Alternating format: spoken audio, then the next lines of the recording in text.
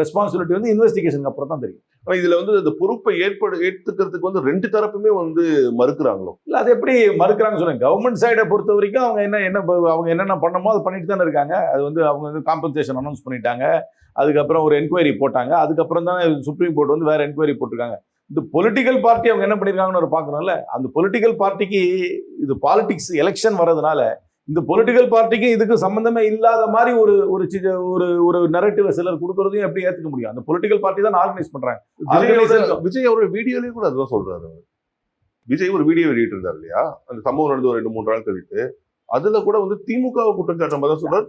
அது தேர்தல் வர்றதுனால எல்லாரும் அது பண்றாங்க. அதான் எனக்கு தான் சொல்றேன், என்னோட பெரிய வருத்தமே இறந்து போனவங்க மேலேயும் அடிபட்டவங்க மேலேயும் ஃபோக்கஸ் போய் யார் பொறுப்பு, நீ பொறுப்பா நான் பொறுப்பான்னு ஒரு பெட்டி பாலிடிக்ஸுக்கு போனது எனக்கு வருத்தம் அளிக்கிறது.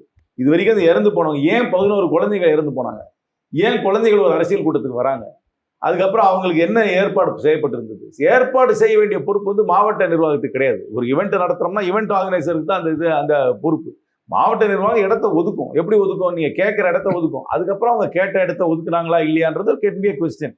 அப்புறம் இவங்க சொன்ன கூட்டத்தை தான் அவங்க வந்து அசஸ் பண்ணி ஒரு ப்ரொடெக்ஷன் கொடுப்பாங்க. இவங்க சொன்ன கூட்டம் வந்துச்சா